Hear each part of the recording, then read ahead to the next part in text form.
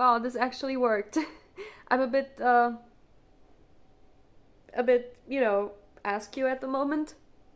It is, my camera is not very straight, but it's the only way I can record. I had to literally get creative to prop up my camera, my phone, in a way that would record my face and also not block the microphone and keep it still, so bear with me. So, you can't see it right now, but well, maybe you can. Yeah, now you can. Um, I've been crying every time I talk to you guys. It is with tears in my eyes. I'm just so happy to see you all. Okay, I'm genuinely happy to see you, but it's definitely not the reason I'm crying. Don't worry, you don't make me cry. Not yet. I don't know. I think it's a good thing that you don't make me cry. I think I would be very concerned if you did, because I do think my mental state would be, well, in a very poor condition if just talking to you would make me tear up. Anyway, I'm sitting here in my pajama again, and yeah, I don't know, don't mind me. I've been resting a lot today, and please excuse my messy hair. I fell asleep in the middle of the afternoon. I didn't sleep much last night, okay? I had 5 hours of sleep after running 10 kilometers. Yeah, so basically I just wanted to talk to you about my experience running the, well, women's run in Berlin. I also brought to you some stuff. Well, I should have prepared this beforehand. Anyway, here we go. First things first, my shirt, my event shirt. Very pretty, by the way. I really liked it. It was very comfortable. I am wearing a size S now. Can you believe that? And yeah, as you can, well, if you can speak German, and if you notice, if you recognize the sign and everything, as you probably guessed, we were running for charity, for like breast cancer awareness and research and stuff. So that was pretty cool. I'm really happy that I got to support a cause like this just by doing what I love doing, which is running and being on my feet and being active. So I also brought you my medal. It's this one. It's very pretty. It's glittering and everything, and yeah, I love it. And it actually has my finish time engraved on the back. I paid for that. So, how was it? So I was supporting my mother as well. She did the 5K, I did the 10K. The 5K started at 1:30 p.m. and the 10K started at 5:10. So there was a massive gap between both races. Well, I don't know, for the first race I just stood at the sidelines next to the finish line and just with my phone in my hand waiting for my mother to cross the finish line so I could, record a video of her for her, because I know she never really had anyone recording her from the side. Or there's also this photography service that you can pay for to access your race day pictures that they take of you along the course. But obviously it's just pictures, there are no videos, so I just decided to do her that favor. And well, obviously I celebrated with her, and we went to go grab her a piece of cake because, well, you deserve a piece of cake after a run, even if it was just a 5K. And I was just trying to stick to my plan of not eating too much, not drinking too much, and resting until my race early in the day. I have to mention though, I don't like afternoon or evening races. I love when they just start at like 9 or 10 a.m. because then I can run and then just go about my day. Yeah, this one was my third evening race, and it was very, I don't know, I didn't enjoy anything leading up to that. I enjoyed the race itself. I didn't enjoy having to wait until 5 p.m. for it to start. So, I actually managed to run the entire 10K consistently without ever having to take a break for a walk, or I didn't even take water breaks. I was that determined. I knew I could run 10K in training without drinking anything. So I thought, you know what? I'm not messing up my time by even just a second. I'll just run straight past the water stations, which was a good thing because I ended up running a new personal best of 1 hour, 10 minutes, and 25 seconds, which might not be that fast. There are a lot of people who were very, very fast in that race, and I wasn't one of them. But it was still a great achievement for me because, first of all, it was my first official 10K. I did a 5K, 2 half marathons, an attempted marathon that I didn't finish, and a mile. Those are all the medals I have. So I never participated in a 10K before. So yeah, that was cool. And, well, it was difficult, obviously. We were running through a Tiergarten, which is a massive park area, so there are a lot of trees, lots of paths that are, well, definitely not concrete and very difficult to run on. So there are also very narrow paths in some places in the park. So yeah, that always caused a bit of an issue. And basically, I wasn't feeling well physically. I had a terrible tension headache for the entire day, and I started running with a headache, and I could feel it pulling on the back of my skull with every single step, and it was awful. And I think I'm dealing with seasonal allergies. I have no clue. But basically, if I could describe to you how I felt at the start line, well, my throat and my mouth were so dry that they literally stuck together. My nose was burning, but at the same time also dry, but at the same time also kind of dripping for some reason. And it was terrible, okay? So yeah, I was just feeling like, I was just standing there like, oh damn, why didn't I think of like drinking a sip before going to my start block? And I did sprint across the finish line for the last, oh my god, for the last 100 meters maybe? I don't know honestly, but for the last 30 seconds, I just broke into a sprint and I just kept on like trying to weave through everyone, and that's how I got my finish time. I gotta tell you guys though, the feeling I had sprinting across the finish line, I don't really remember it well, honestly. My brain just turned itself off, and I feel like I just moved like by myself. My body just moved itself. I had no input. And it was, for some reason it felt very quick. Like in my memory it felt like it was over in a second. But at the same time, my physical memory of it tells me it took a very long time. Basically, my body remembers it as something that was excruciatingly long. And yeah, I mean, it makes sense. It puts a lot of strain on your body, and obviously your first reaction to that is just, oh, I want this to be over.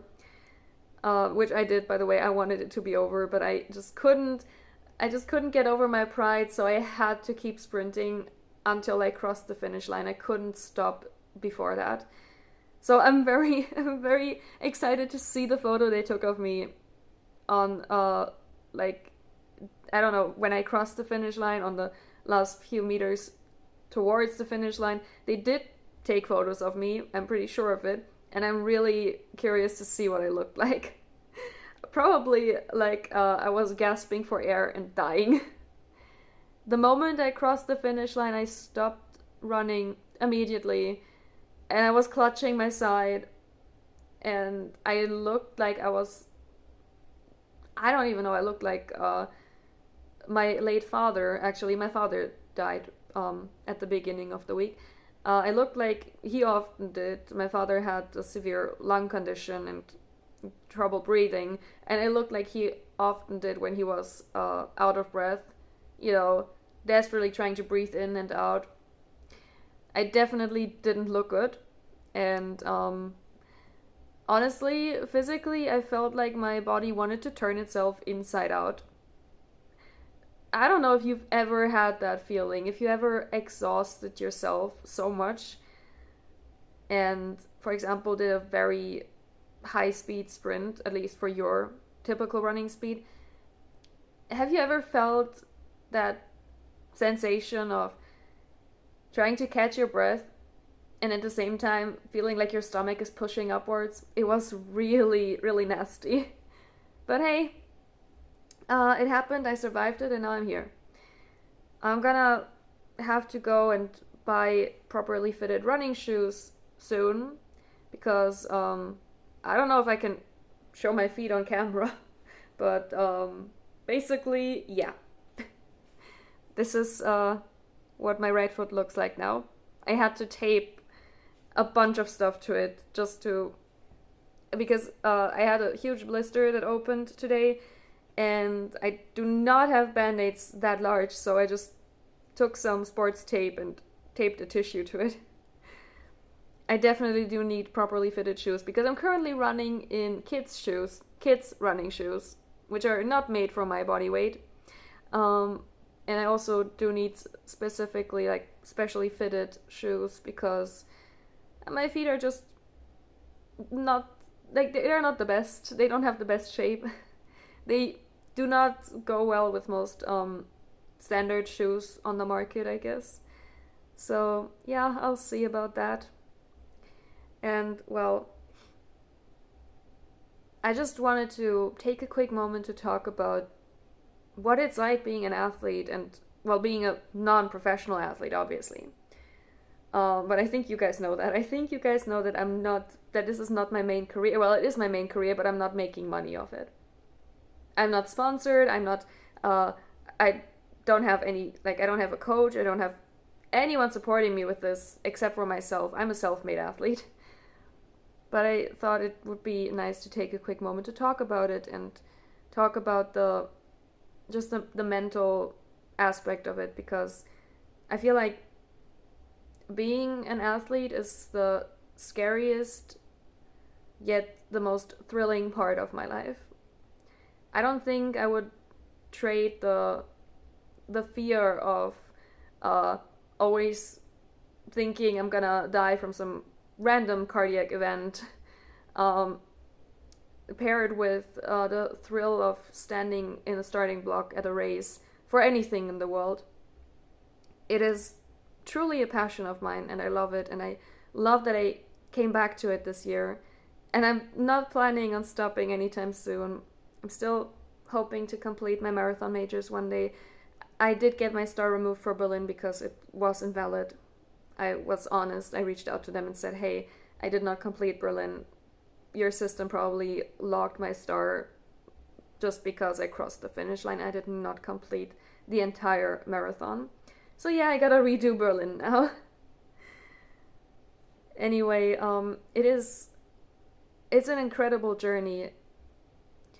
I feel like it's such a high stakes thing, being in sports and pushing your body to its limits and expanding your body's limits all the time.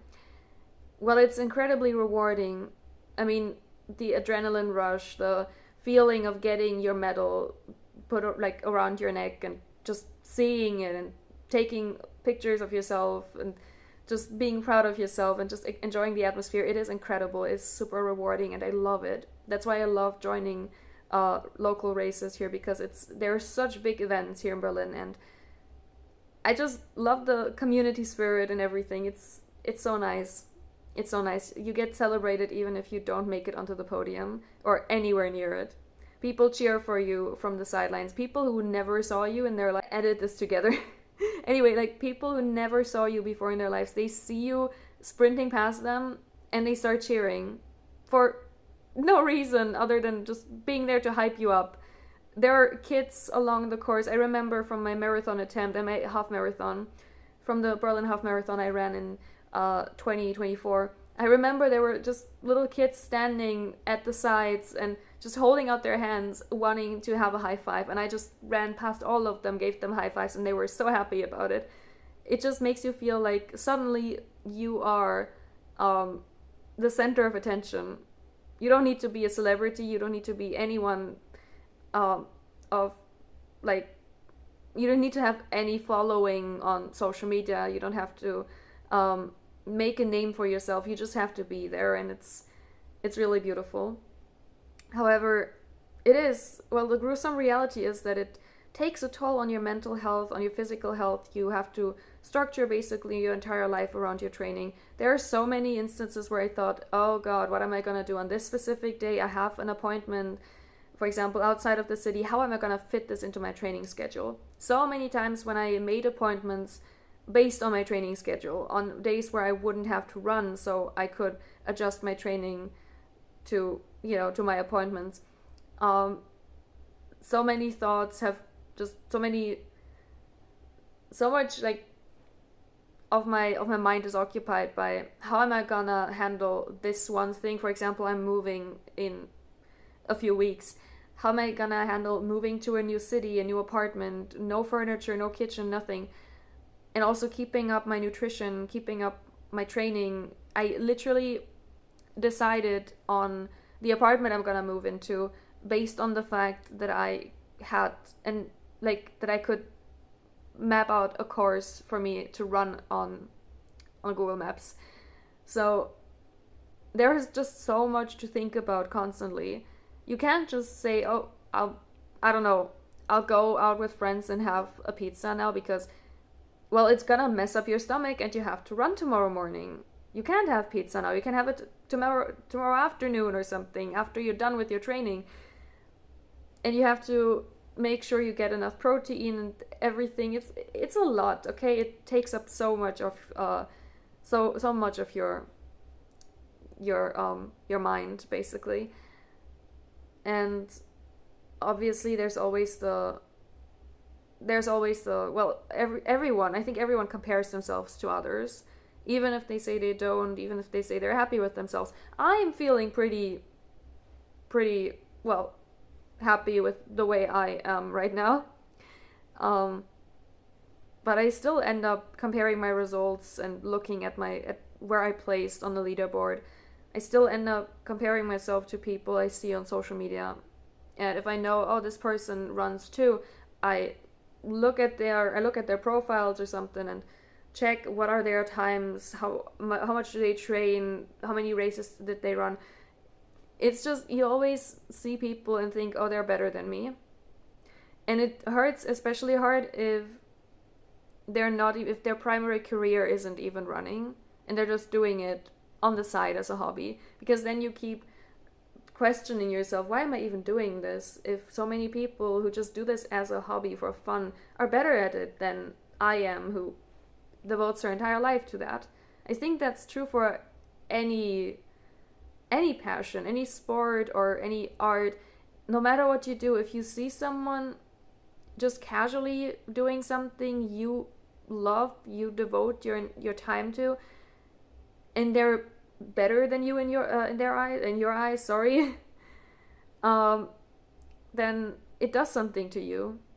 And honestly, I don't want to drag this out for too long because, well, storage space, I don't want to make so many separate recordings, because then we'll have those awkward cuts in the middle.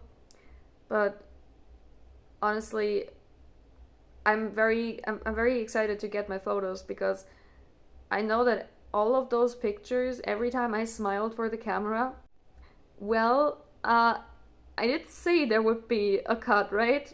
Yeah, I called it. Now every time I smiled for the camera along the course, because I did see the photographers, I did spot them and thought, oh, there's a photographer. Well, better put on my best smile and not look like I'm physically uncomfortable. No, I was actually looking pretty relaxed for the majority of my run. But every smile you see on my race day pictures is basically like it's a tear I shed in private at home after the race or after training.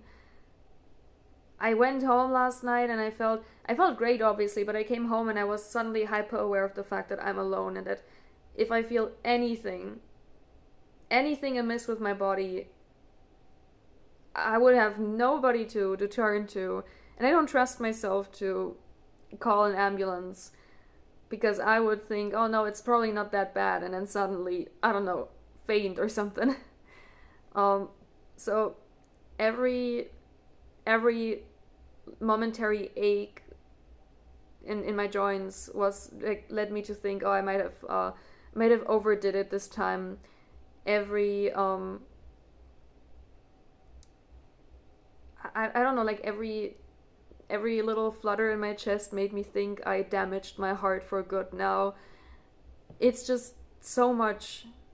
And even if you don't have all those fears, which are very real for a lot of athletes, by the way, even if you don't have them, just coming home to an empty apartment and collapsing into your bed and being absolutely exhausted, even if it's a race you trained for and I didn't feel, for example, I didn't feel that exhausted last night, and I did wake up without muscle soreness or anything. I could have gone for a training run this morning if I wanted to.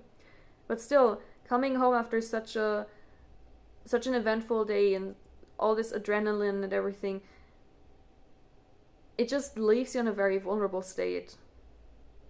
And while mentally, it's great for your mental health if you exercise. It can also put a strain on your mental health because you gotta grapple with the fact that it's over now, the excitement is gone, you're gonna go back to training for your next race, and well, you survived it, you did it, but all the things you were excited for, they're all past, they're all in the past now. They're all things of the past. And now you're at home and now you gotta go back to your everyday life. It's a lot. Well, anyway, sorry for dragging this out for so long. I'll hopefully make more videos in the future, and I will try to keep updating you on my journey and everything. So, yeah, thank you so much for being here, for listening to me, and I hope this was in any way entertaining or informative.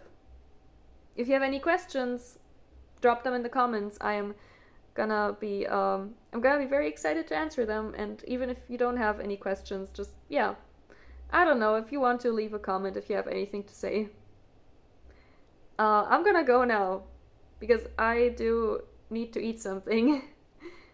Love you all, guys. Bye bye.